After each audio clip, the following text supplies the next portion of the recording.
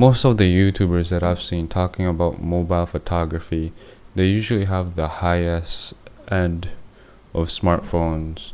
They usually have maybe like an iPhone 12, the latest Samsung. But you see, not all of us can buy those things, don't actually have them. So here's the video for you guys.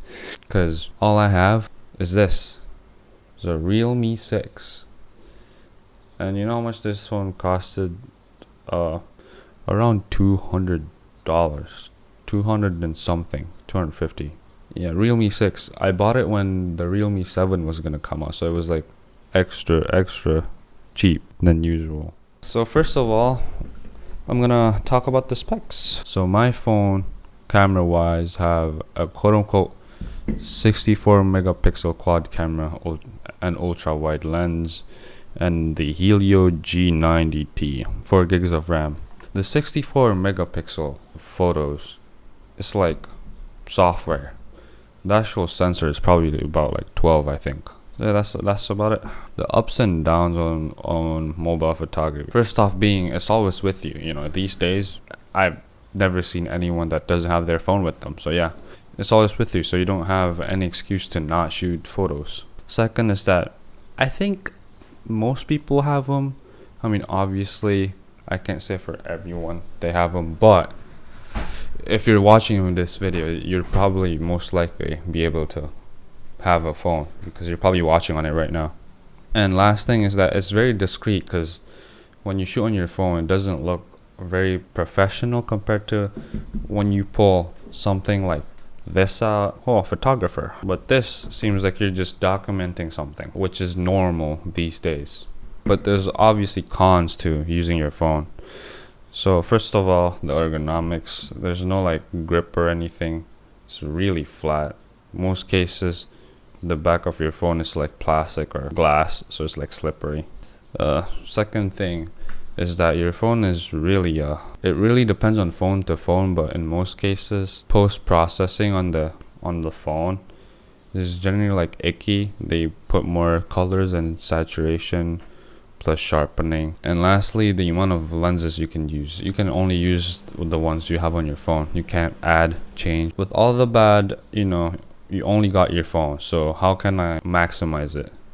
So the Android side, if you have a cheaper Android phone that's newer, usually they have newer software which will probably work with Gcam. Now what is Gcam? From what I've known, Gcam is just like Google Pixels processing on like an app that you can download on most phones. Not all. I've tried it with an older cheap phone that didn't want to work, so I suggest you try. You don't have to solely use Gcam. You can just use your normal camera app. It should be fine. But try Gcam out. Even though yeah, Gcam does lag on my phone personally. Zooming in, the shutter takes a while, but it's worth it to get the extra like processing compared to like the normal app. Even though the normal app is really good, like it's really snappy, but the quality I don't really, it looks like a cheaper phone basically. With Gcam, looks more legit basically. And if you don't want to use Gcam, or like it just doesn't work for you, you can edit your photos. Now you can't push it too hard because it's not raw, it's like a phone JPEG.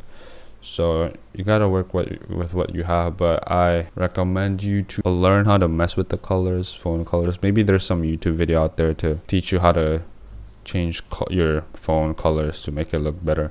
But yeah, it's mainly about the colors, because I mean you can't change the amount of sharpening you have on your phone after you've taken the picture. So making the color more pleasing to look at, and just post-processing in general, just make it the best you can with what you have. And yeah, I'm saying all this like, oh, but like, have you done it? Oh yeah. Personally, I find some of my photos that I took on my phone really satisfying. Obviously, I have cameras, but sometimes I have moods where I just don't want to pull out my camera, or just I don't even have my camera. Like, I didn't bring my camera. I use my phone when it's convenient, or when I just don't have my cameras. And well, can you go professional? Well, obviously you can't go that far. I think, anyways. I'm not a professional, but I don't think you can go far with it, as in like making production shoots and whatnot. But I found a YouTuber called Frederick Travat. Travat. This is his name. I'm sorry, bro. I love your channel, by the way. But yeah, he started off like taking pictures with his phone, and that's how he got into photography. And he actually got a gig. So I mean, there's potential. Yeah, even if you want to do like product shots, the people actually won't see your progress. So learning how to light things or how light works on photos and whatnot, composition, might maybe end up being better for you. But obviously cameras have their own places and all that stuff.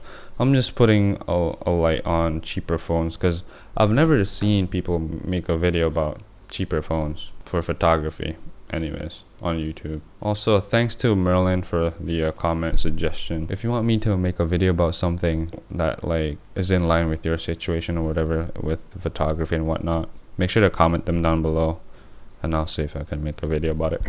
But yeah, I think that's mainly it for this video. So if you just have your phone, just go shoot, man. Really. If you want to shoot photos, but your excuse is, oh, I only have a phone, that's cheap. No, don't let that limit you. Just go outside, shoot. That's it for this video. Make sure, like, comment, I don't know, do all that jazz. But yeah, see you in the next video. Bye bye. Sync. Sync. Okay, done.